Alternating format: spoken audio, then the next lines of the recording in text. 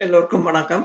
இன்று 2026ஆம் ஆண்டு வெள்ளிக்கிழமை அ ஜூலை 24ஆம் தேதி. அ ஈரான், அமெரிக்கா போரின் இன்றைய அ அப்டேட்டை நாங்கள் இதில் பார்க்கலாம். வழமை போல அ ஈரானும், அமெரிக்காவும் பரஸ்பரம் தாக்குதல்களை இன்றும் தீவிரமாக நடத்தியிருக்கின்றன. ஈரானின் ஏவுகணை பஹ்ரைன் 5வது கடற்படை தலைமையகத்தின் மீது ஏவப்பட்டிருந்தது. அதை நோக்கி ஏவப்பட்ட அமெரிக்காவின் PAC-3 என்கிற பேட்ரியாட் ஏவுகணைகள் ஈரானின் ஏவுகணையை தாக்காமல் குடிமனைகள் மீது வீழ்ந்ததால் சேதம் ஏற்பட்டதாகவும், அதே சமயம் ஈரான் ஏவுகணை வந்து பஹ்ரைனில் உள்ள அமெரிக்காவின் தளத்தில் வீழ்ந்து வெடித்த காணொளிகள் வெளியாகி இருக்கின்றன. இதனிடையே இந்த நேற்று இடம்பெற்ற தாக்குதலில் பஹ்ரைனில் இருக்கின்ற அமேசான் நிறுவனத்தின் வெப் சர்வீஸ்,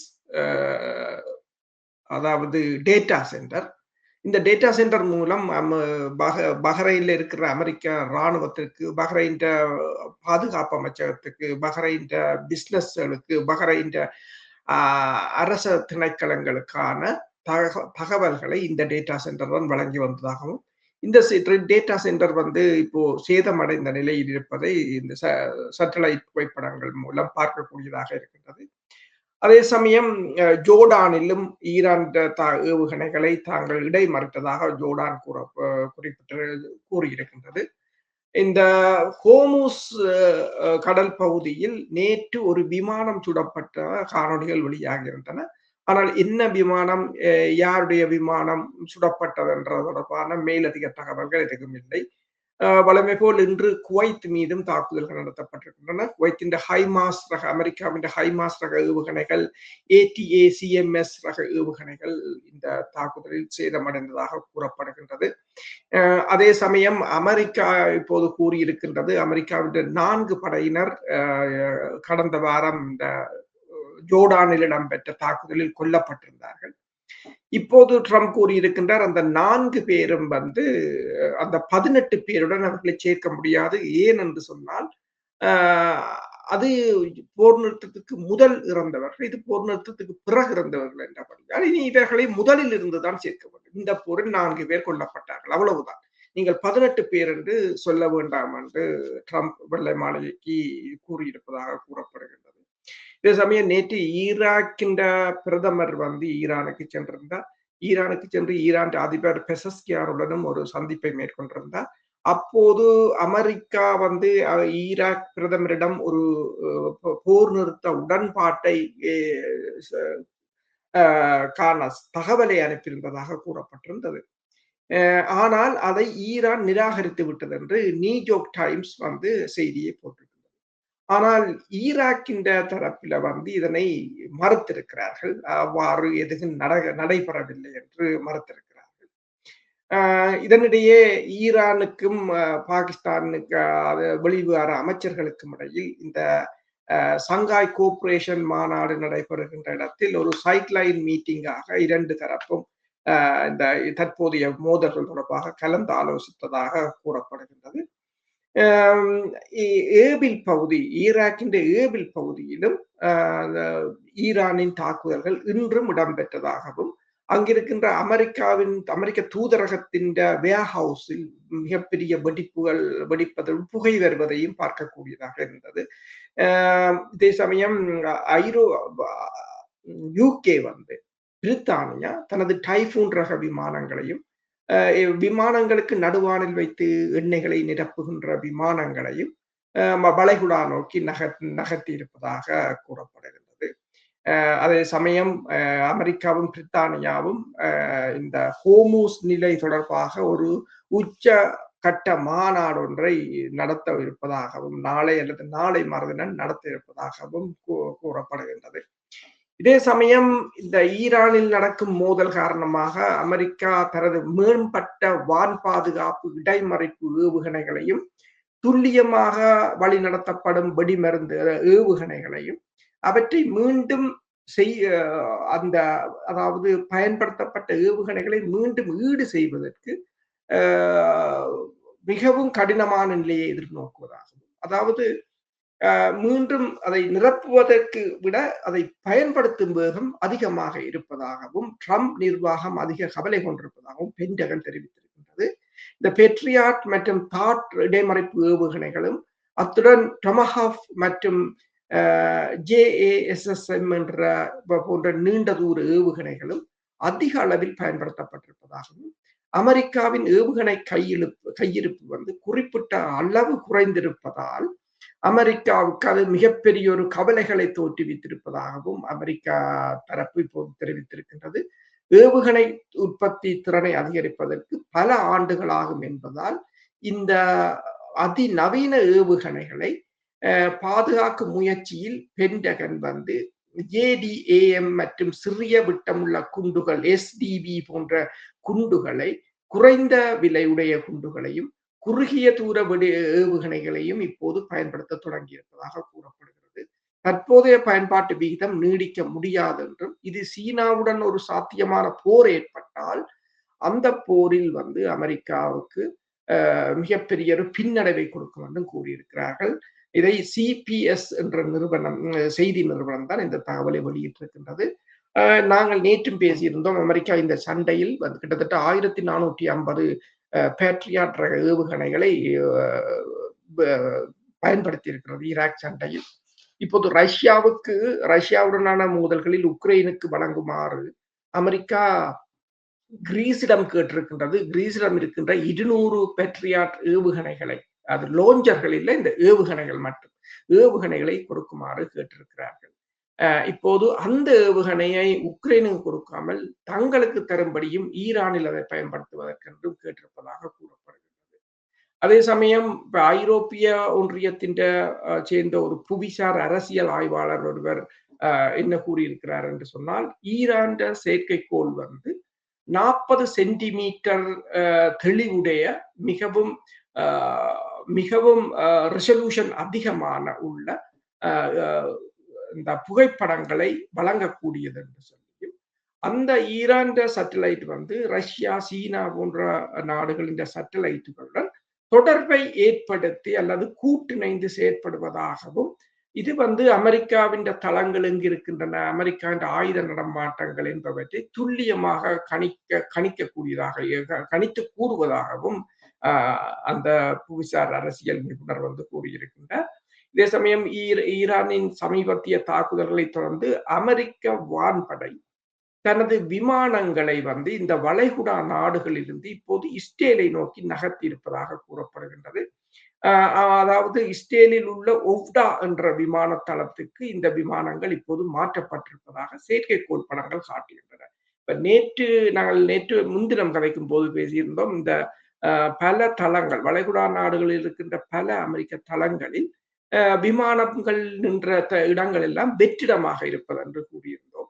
இப்போது பார்த்தால் அந்த விமானங்களை வந்து அவர்கள் எங்கே, அதாவது இவர்கள் என்ன செய்திருக்கிறார்கள் என்று சொன்னால், இந்த விமானங்கள் எங்கே கொண்டு செல்லப்பட்டிருக்கிறார்கள், இப்பதான் எல்லாத்துக்கும் செயற்கைக்கோள் இருக்கிறது என்றபடியால் செயற்கைக்கோளால் அதை ட்ரேஸ் பண்ணியிருக்கிறார்கள், எங்கே இதை கொண்டு போய் வைத்திருக்கிறார்கள் என்று இப்போது சொல்லியிருக்கிறார்கள். இந்த ஒவ்டா என்ற தளத்தில் தான் வைத்திருக்கிறார்கள் என்று சொல்லி இந்த புதிய செயற்கைக்கோள் படங்கள் அதனை காட்டியிருப்பதாகவும், கட்டாரில் உள்ள அல் உதை தளத்தில் இருந்து கொண்டு வரப்பட்டதாக கருதப்படுகின்ற 5 முதல் 6 எரிபொருள் நிரப்பும் விமானங்கள், டேங்கர் என்று சொல்றது, KC-135C என்று சொல்ற டேங்கர் விமானங்கள் இந்த படங்களில் காணப்படுவதாகவும், அத்துடன் மணல் படர்ந்த தளத்தில் நிறுத்தப்பட்டுள்ள மேலும் 6 விமானங்களையும் அந்த செயற்கைக்கோள் படங்களை நீங்கள் பார்த்தீங்கன்னா அதை பார்க்கக்கூடிய இருக்கும்.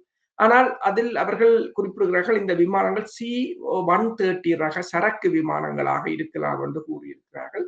இந்த ஒவ்டா தளம் மற்றது நெகேவ் தளம் இவைகள் பாலைவன பகுதியில் அமைந்திருப்பதால், இஸ்ரேலின் அந்த மற்ற பக்கமாக அமைந்திருப்பதால் ஈரான் ஏவுகணை தாக்குதலுக்கு இலக்காவதை ஓரளவு குறைவாக இருக்கலாம் என்று கூறியிருக்கிறார்கள்.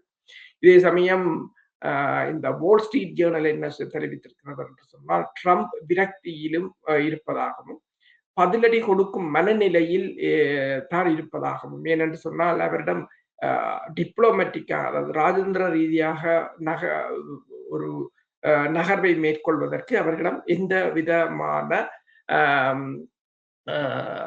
லிவரேஜ் என்று சொல்றது. எந்த விதமான பேரம் பேசும் சக்தியும் அவரிடம் இல்லை என்று சொல்லப்படுகிறது. ஒரு புரிந்துணர்வு ஒப்பந்தத்தில் கையெழுத்திட்டு மோதலை முடிவுக்கு கொண்டு வருவதில் அவர் முன்பு மகிழ்ச்சி கொண்டிருந்தாலும் இப்போது ராஜதந்திர முயற்சிகள் மீது அவருக்கு நம்பிக்கை குறைந்து விட்டது என்றும், ட்ரம்புக்கு நெருக்கமான பெயர் குறிப்பிட விரும்பாத நிர்வாக அதிகாரி ஒருவரை மேற்கோள் காட்டி இந்த வால் ஸ்ட்ரீட் ஜேர்னல் தகவலை வெளியிட்டிருக்கின்றது. தீவிரமான குண்டுவீச்சு தாக்குதல்கள் மூலம் ஈரானியர்களின் மன உறுதியை உடைக்க முடியும் என்று ட்ரம்ப் இப்போது நம்புவதாகவும், ஓவர் அலுவலகத்தில் சமீபத்தில் இடம்பெற்ற கூட்டம் ஒன்றில் ஈரானிய தலைவர்கள் அற்பமானவர்கள் என்றும் மனநலம் பாதிக்கப்பட்டவர்கள் என்றும் ட்ரம்ப் சாடியதுடன் பல தரக்குறைவான வார்த்தைகளையும் அவர் பயன்படுத்தியதாக கூறப்படுகிறது. ஈரானுடனான போர் 5வது மாதத்தில் காலடி எடுத்து வைத்திருக்கின்ற நிலையில் இது சில வாரங்களிலேயே முடிந்து விடும் என்றுதான் முதல் நம்பியிருந்தது. அதாவது 2 வாரங்கள்ல இவர்கள் அதுக்கு காலக்கெடு விதித்திருந்தார்கள். ஆனால் இப்போது 5வது மாதத்தில் அது காலடி எடுத்து வைப்பதுதான் ட்ரம்புக்குள்ள மிகப்பெரிய ஒரு சிக்கலாக இருக்கின்றது.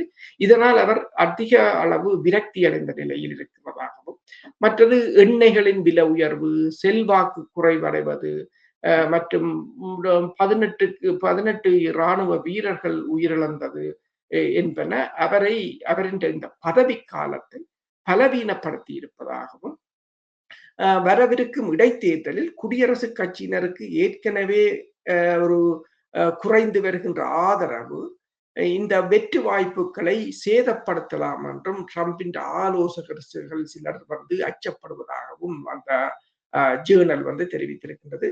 அமெரிக்க அதிகாரி ஒருவன் கூற்றுப்படி என்னென்று சொன்னால், ஈரான் மீது தொடர்ந்து தாக்குதலை நடத்துவதை தவிர ட்ரம்புக்கு வேறு சிறந்த வழிகள் இல்லை என்றுதான் அவர் கருதுவதாகவும், தங்களை தாக்குவதற்கு ஈரான் கூறும் சாக்கு போக்கை வளைகுடா நாடு, அதே சமயம் நீங்கள் பார்த்தீர்கள் என்று சொன்னால் இப்போது குவைத் பல்கலைக்கழகத்தின் பேராசிரியர் அப்துல்லா அல் சைகி என்ன கூறியிருக்கிறார் என்று சொன்னால், இந்த வளைகுடா நாடுகளின் தளங்களை தாக்குவதற்கு ஈரான் கூறி வருகின்ற காரணங்களை, அதாவது அவர்கள் என்ன காரணங்கள் கூறுகிறார்கள் என்று சொன்னால், அமெரிக்கா தாக்குவதால் தாங்கள் அமெரிக்க தளங்களை தாக்குகிறோம் என்றுதான் கூறுகிறார்கள். தாங்கள் வளைகுடா நாடுகளை தாக்கவில்லை என்று தாக்குவதாக அவர்கள் ஒருபோதும் கூறவில்லை.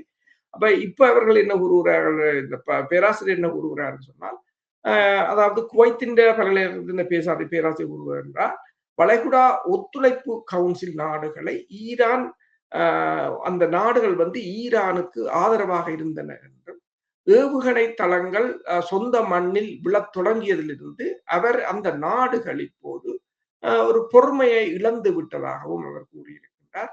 அவரது வாதம் என்னென்று சொன்னால், புவியியல் சார்ந்ததாக இருப்பதாகவும், சுமார் 90% அமெரிக்க தாக்குதல்கள் கடற்படை தளங்களில் இருந்தே நடத்தப்பட்டதாகவும், முக்கியமாக ஈரானின் கடற்கரைக்கு அப்பால் நிறுத்தப்பட்டிருக்கின்ற USS ஜார்ஜ் W. புஷ் மற்றும் USS அப்ரஹாம் லிங்கன் ஆகிய விமானம் தாங்கி கப்பல்களில் இருந்து புறப்பட்டு வந்த விமானங்களால் தான் இந்த பெருமளவான தாக்குதல்கள் இடம்பெற்றிருந்ததாகவும், ஈரான் சொல்வது போல இந்த வளைகுடா நாடுகளில் இருந்து பெருமளவான தாக்குதல்கள் இடம்பெறவில்லை என்றும் அவர் கூறியிருக்கின்றார். அதாவது இதை ஒரு மறைப்பு என்று கூறுகிறார். அதாவது ஈரான் தனது தாக்குதல்களுக்கு ஒரு காரணமாக இதை கூறுகிறது என்று சொல்லியும், அதாவது தன்னை நோக்கி உண்மையில் தாக்குதல் நடத்தப்படும் இலக்குகளை தாக்குவதற்கு பதிலாக ஈரான் வளைகுடா நாடுகளை தாக்குகின்றது என்று அவர் குற்றம் சாட்டியிருக்கின்றார். இதனிடையே ஈராக்கை பொறுத்தவரையில் ஈராக் மீதான தாக்குதல்களை, ஈராக்கில் இருக்கின்ற கேர்டிஸ் அமைப்பாக இருக்கலாம் அல்லது ஈரானுக்கு எதிரான படைப்பிரிவுகளை ஈரான் தொடர்ச்சியாக தாக்கிக் கொண்டிருக்கிறது. ஏபில் பகுதியில் இன்றும் ஈரான் ஏவுகணைகள் விழுந்து வெடித்திருந்தன. ஆளில்லாத விமானங்களும் அங்கு தாக்குதலில் ஈடுபட்டிருந்தன, ட்ரோன்கள். அதில் 3 ட்ரோன்களை தாங்கள் சுட்டு வீழ்த்தியதாக கேர்டிஸ் அமைப்பினர் தெரிவித்திருக்கின்றனர்.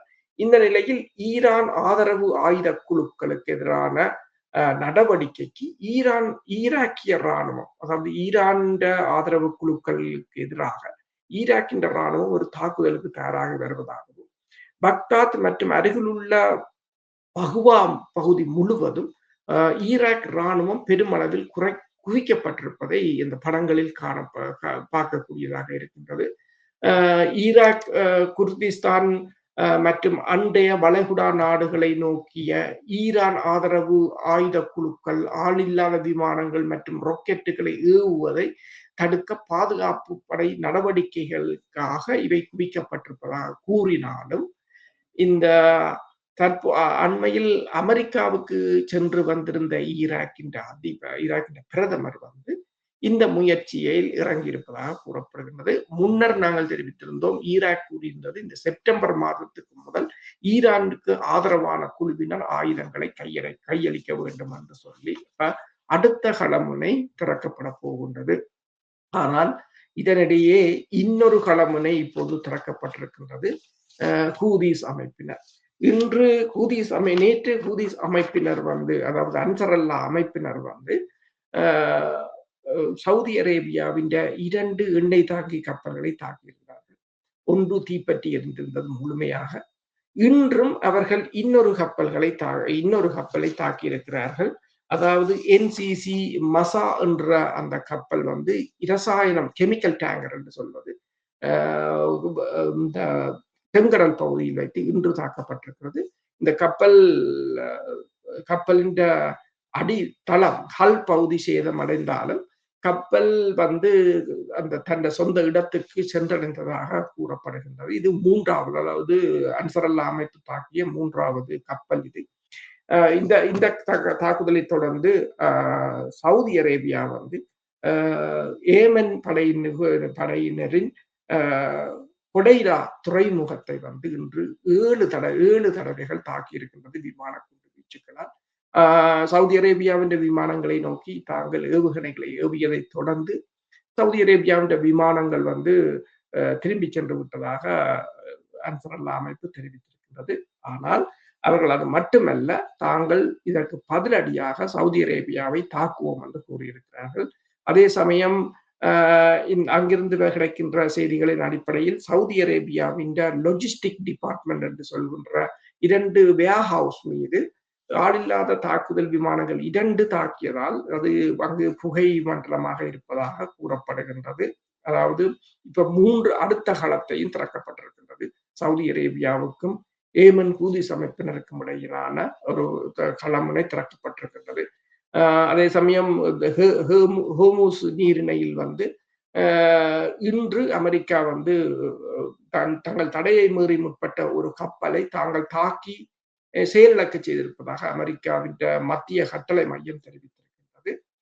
அதே சமயம் கட்டார் மற்றும் பிரித்தானியாவின் வெளிவார அமைச்சர்கள் இந்த ஹோர்முஸ் நீரிணை தொடர்பான பேச்சுக்களை இன்று டோஹாவில் மேற்கொண்டிருக்கிறார்கள்.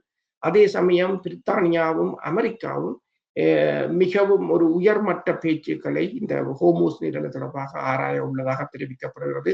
பிரித்தானியாவின் டைஃபூன் ரக விமானங்கள், டேங்கர் ரக விமானங்கள் மத்திய கிழக்கை நோக்கி நகர்த்தப்படுகின்றன. அப்ப இதில் என்ன நடக்க போகிறது என்று சொன்னால், இப்போது எல்லோரையும் இணைத்துக் கொண்டு ஒரு மிகப்பெரிய தாக்குதலை நடத்த போகிறார்கள் என்பதுதான் தெளிவாக தெரிகிறது. ஏனென்று சொன்னால், எரிபொருள் விலை இன்று எண்ணெய் $110 உயர்ந்திருக்கின்றது.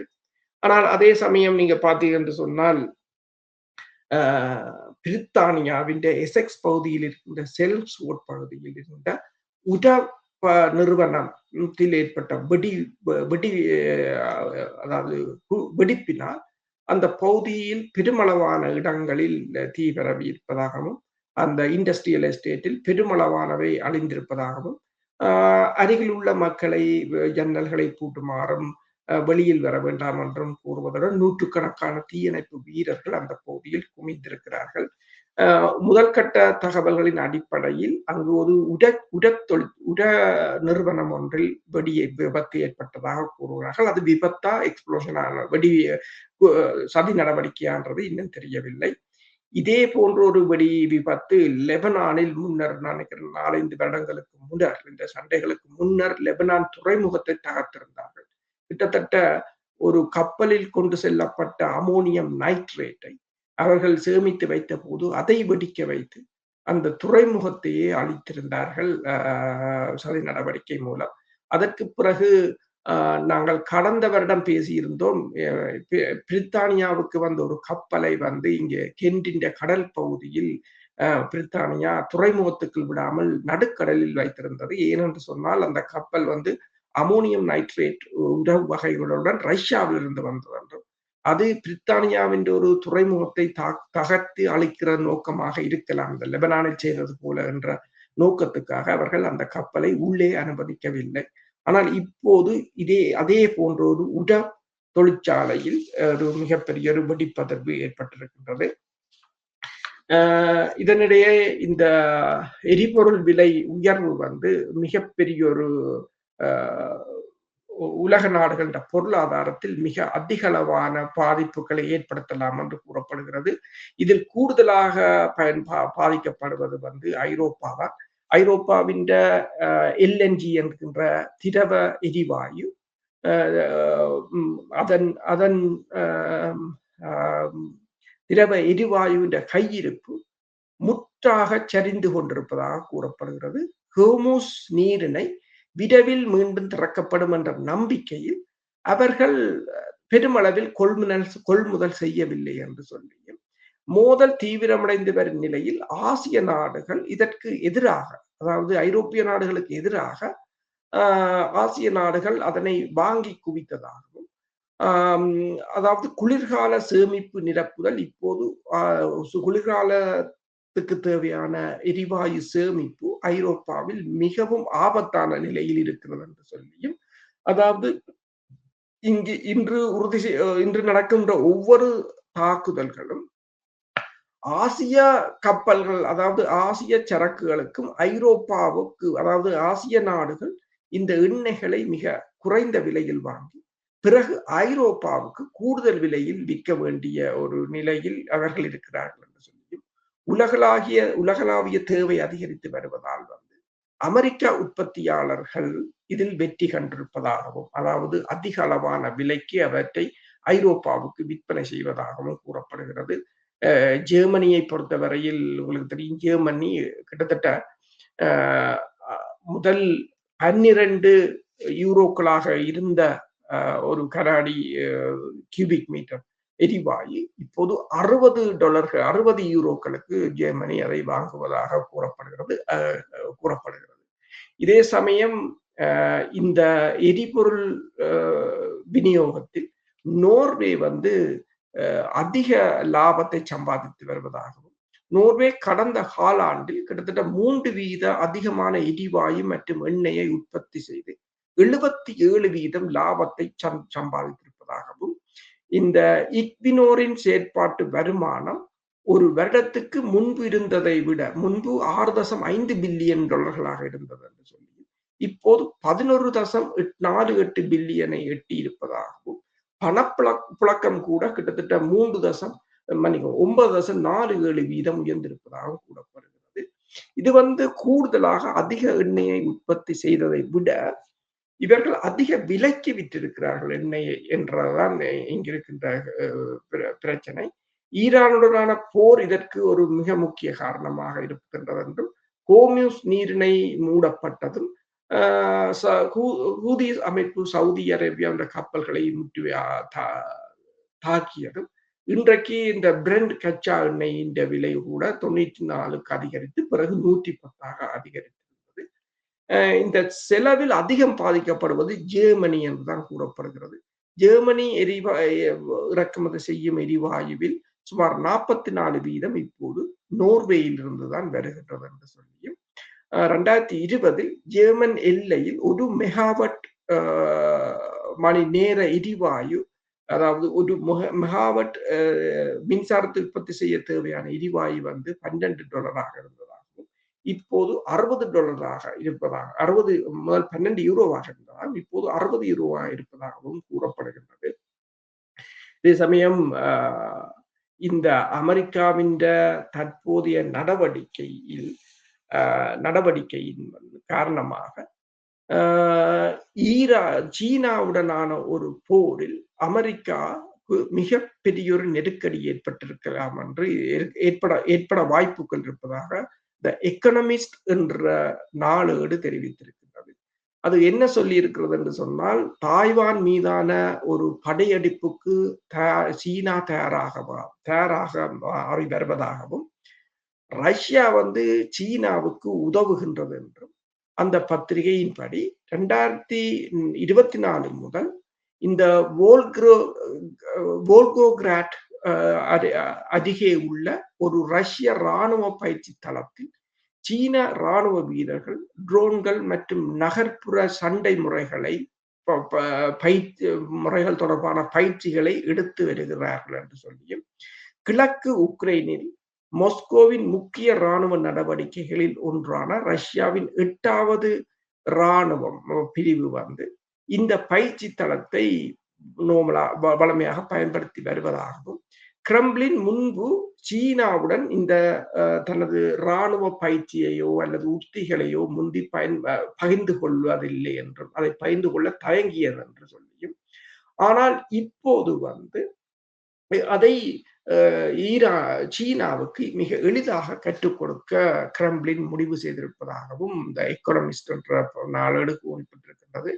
இது சீனாவின் வான் மற்றும் ஏவுகணை பாதுகாப்பு அமைப்புகளை மேலும் தரமுயர்த்தவும் அத்துடன் அமைதியான அணுசக்தி நீர்மூழ்கி கப்பல்களின் உருவாக்கத்திற்கு உதவுவதிலும் ரஷ்யா வந்து முன்னணியில் நிற்பதாகவும் அமெரிக்கா மற்றும் ஐரோப்பிய அதிகாரிகள் அதனை உறுதிப்படுத்தி இருப்பதாக கூறியிருக்கிறது.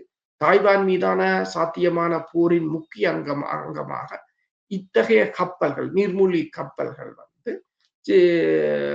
உதவும் என்று சீனா கருதுகின்றது. இதில் அமெரிக்கா தலையிட்டால் இது ஒரு பெரிய மோதலாக மாறக்கூடும் என்றும் ட்ரோன்களின் பயன்பாடு மற்றும் அவற்றை எதிர்கொள்வது ஆகிய இரண்டிலும் கவனம் செலுத்தி ரஷ்யாவுக்கும் சீனாவுக்கும் இடையே நடைபெறுகின்ற முதல் கூட்டு கடற்படை பயிற்சிகள் இப்போது நடைபெற்று வருவதாகவும் கருங்கடலில் உக்ரைனின் கடற்படை ஆளில்லாத விமானங்களை மாஸ்கோ எதிர்கொண்டு வரும் நிலையில் அங்குள்ள ரஷ்ய கடற்படையினரின் அனுபவத்தை ஆய்வு செய்வதில் வந்து சீனா வந்து மிக ஆர்வமாக இருப்பதாகவும் அந்த பத்திரிகை தெரிவித்திருக்கின்றது. அதே சமயம் ரஷ்யாவில் இப்போது ரொமேனியாவில் வந்து ஆளில்லாத தாக்குதல் விமானம் அதாவது ட்ரோன் ஒன்றை ரொமேனியாவின் F-16 ரக விமானம் சுட்டு வீழ்த்தியதாக ரொமேனியா தெரிவித்திருக்கின்றது. அதே சமயம் ரஷ்யா கூறியிருக்கின்றது கிட்டத்தட்ட 571 ட்ரோன்களை தாங்கள் இன்று சுட்டு வீழ்த்தி இருப்பதாகவும் அதே சமயம் இந்த வைல்பெரிஸ் வேர்ஹவுஸ் முதலில் 2 வேர்ஹவுஸை உக்ரைன் தாக்கியிருந்தது. இன்றும் மேலும் 3 வேர்ஹவுஸை உக்ரைன் தாக்கியிருப்பதாக கூறப்படுகின்றது. இஸ்ரேலை பொறுத்தவரையில் இன்று இஸ்ரேலில் மேற்கு கரையில் இடம்பெற்ற மோதல்களில் அதாவது பலஸ்தீனியர்கள் இஸ்ரேலியர் ஒருவரை கொன்றதாகவும் அதற்கு பதிலடியாக இஸ்ரேல் படையினர் 4 பலஸ்தீனியர்களை கொன்றதாகவும் கூறியிருக்கிறது இஸ்ரேல். ஆனால் பலஸ்தீனியர்கள் கூறியிருக்கிறார்கள் இந்த அத்துமீறிய குடியேற்றவாசிகள் பலஸ்தீன இளைஞர்களை தாக்கியதாகவும் அதை திருப்பி தாக்கிய போது அவர்கள் பலஸ்தீனிய இளைஞர்களை சுட்டுக் கொன்றதாகவும் கூறியிருக்கிறார்கள். காணொலிகளை பார்க்கும் போது ஒரு இளைஞர் பலர் ஓடிக்கொண்டிருக்கிறார்கள். ஒரு இளைஞர் ஓடும் போது அவரை அருகில் வைத்து மண்டையில் சுட்டு அவர் கீழே விழுவதை அந்த காணொலிகளில் பார்க்கக்கூடியதாக இருக்கின்றது. இதே சமயம் நெத்தனியாவு என்ன கூறியிருக்கிறார் என்று சொன்னால் இஸ்ரேல் வந்து சிறிய நாடாக இருந்தாலும் குளோபல் பவர் என்று சொல்லியிருக்கின்றார். அதாவது உலகத்தின் ஒரு சூப்பர் பவராக இஸ்ரேல் இருப்பதாகவும் அதை யார் கூறியது என்று சொன்னால் ரஷ்யாவின் அதிகாரிகள் அதை கூறியதாகவும் அதே போல வெவ்வேறு நாடுகளின் அதிகாரிகளும் அவ்வாறே தங்களை அழைப்பதாகவும் சீனா போல தாங்கள் பெரிதாக இல்லை, அமெரிக்கா போல தங்களிடம் பெரிய நாடு இல்லை, இருந்தாலும் தாங்கள் இந்த உலகத்தின் ஒரு சூப்பர் பவராக இருப்பதாக கூறியிருக்கின்றார். ஆனால் இதனிடையே நியூயோர்க்கின் மேயர் வந்து நகரபிதா மம்தானி அண்மையில் உங்களுக்கு தெரிவித்திருந்தார் இஸ்ரேலிய பிரதமர் பெஞ்சமின் நெத்தனியாகு ஒரு போர்க்குற்றவாளி என்று சொல்லி அவர் கூறிய அந்த கருத்தை அந்த சமூக வலைத்தளத்தில் ட்விட்டரில் கிட்டத்தட்ட 87 மில்லியன் மக்கள் பார்வையிட்டிருப்பதாக கூறப்படுகிறது. அதே போல லண்டன் மேயரும் வந்து சிட்டிகான் அவர் கூறியிருக்கின்றார் என்னென்று சொன்னால் இஸ்ரேல் பிரதமர் பெஞ்சமின் நெத்தனியாகு ஒரு போர்க்குற்றவாளி என்று சொல்லியும் அந்த போர்க்குற்றவாளியை தாங்கள் லண்டனுக்கு அனுமதிப்பது தவறு என்று சொல்லியும் அவர் கூறியிருக்கின்றார். அதாவது நியூயார்க்கின் மேயரும் ஒரு முஸ்லிம் இனத்தவராகத்தான் இருக்கின்றார். பிரித்தானியாவின் லண்டன் மாநகரமான லண்டன் மேயரும் ஒரு முஸ்லிமாகத்தான் இருக்கிறார். அவர்கள் இருவரும் இப்போது உறுதிப்பட கூறியிருக்கிறார்கள் இஸ்ரேல் இந்த நடவடிக்கை ஒரு போர்க்குற்றம் என்று கூறியிருக்கிறார்கள். இத்துடன் இன்றைய இந்த செய்தி தொகுப்பை நிறைவு செய்து கொண்டு மீண்டும் நாளையான அப்டேட்டை பார்க்கலாம். உங்களுக்கு இந்த காணொளி பிடித்திருந்தால் நீங்கள் இதை ஷேர் பண்ணுங்கள், சப்ஸ்கிரைப் பண்ணுங்கள், உங்கள் நண்பர்களுக்கும் உறவினர்களுக்கோ யாருக்கும் பரிந்துரை செய்யுங்கள். நன்றி, வணக்கம்.